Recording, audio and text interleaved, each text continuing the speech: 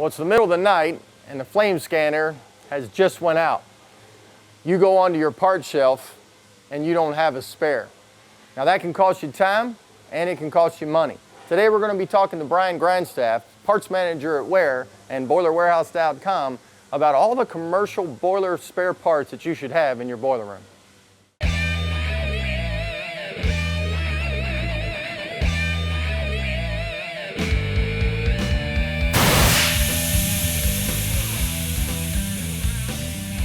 Welcome to the Boiling Point. We're the Brian Grandstaff, parts manager here at WARE. Now, we've got a bunch of parts here, and yes, we do have boilerwarehouse.com, but the thing about the Boiling Point is we like to bring things to the viewers for parts or tips of the trade or what have you. So we thought we'd kind of go through what type of spare parts would you need in a commercial boiler room. So maybe, Brian, you go ahead and start and just take us down the list of things that maybe they need to look in their boiler room and say, you know, do I have these parts? Yeah. So what we've got pictured here is just a list of common spare parts that you'd see in a light commercial or commercial boiler room. Okay. When you get to industrial process or heavier process, you may be looking at a bigger spare parts list than what's pictured here. But these are some common items that you'd see in almost any boiler room that we do business with.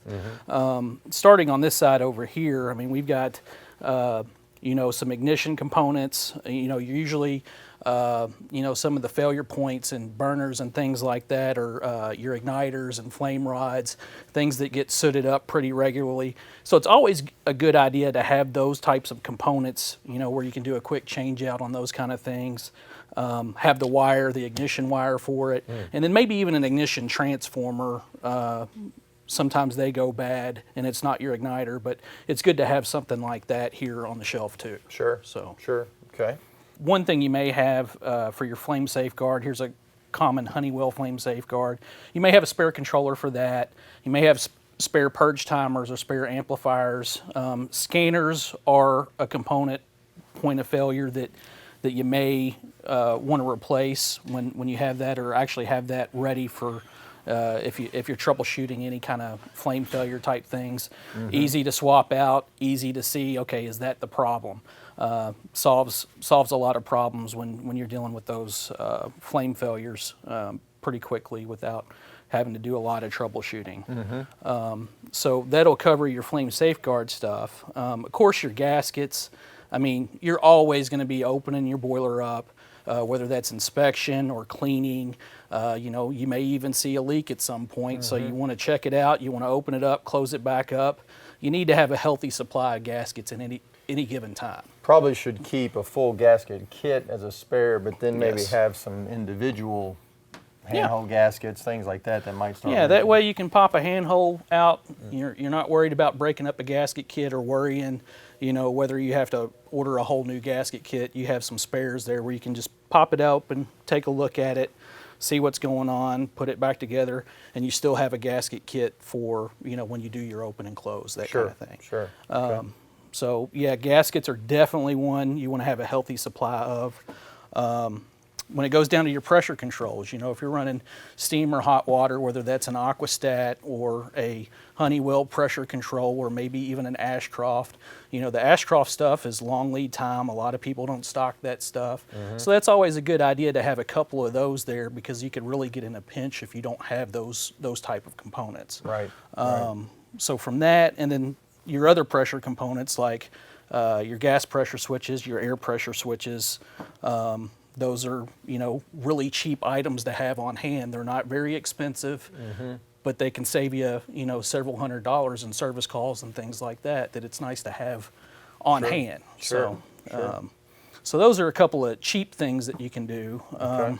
You've got your sight glass, your red line sight glass with your gaskets for that, and then next to that you've got a reflex or a flat gauge, usually for higher pressure boilers. Okay. Those are failure items. You want to make sure you have quick change out spares for those types of things. Okay.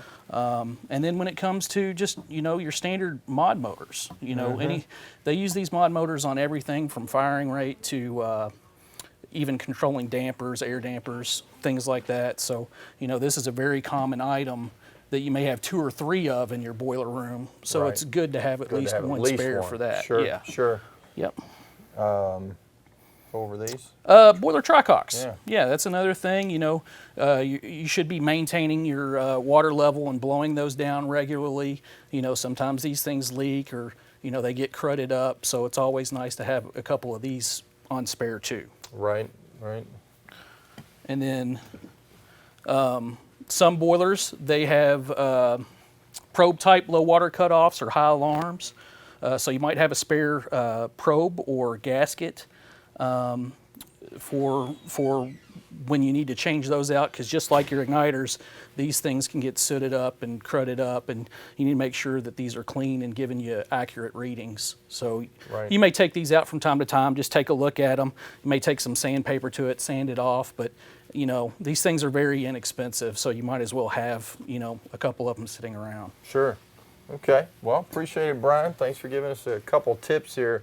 Time is money, and when the boiler's down, Yeah, and no it's, production, no heat, whatever, and you got Yeah. a scanner that, I mean, you could have that on the shelf and save tons of money because the boiler exactly. gets right All back these up and going. components here are just a couple $100 at the most. Mm-hmm. I mean, a lot of these components are $30 to $50, Right. and when that saves you, you know, whatever you're doing, having to have a service call or something like that, that's major money in the bank. Okay, I appreciate the good tips. Well, whether you buy from boilerwarehouse.com or anyone, make sure that you have some good spare parts in your boiler room, save you some time, some headache, and some money. We'll see you next time on The Boiling Point. Well, appreciate Brian stopping by and talking to us a little bit about the commercial boiler room and the spare parts that you have to have on hand. Whether you get them from boilerwarehouse.com or any other parts supply house, it could save you time as well as save you money. Now, we're in our booth, ASHRAE's coming up, and they're getting it all ready. The thing that we're going to be featuring is the Mark 8. You can see the EGA as well as the controller. Come by, check it out. Unlike anything that you've seen that AutoFlame has put out, and really excited about the new features. We'd love to talk to you about it. Also, you'll get a great t-shirt, got some candy, some free football. We'll be celebrating Super Bowl, so we'd love to see you. Come out, check out the booth number. It's right here.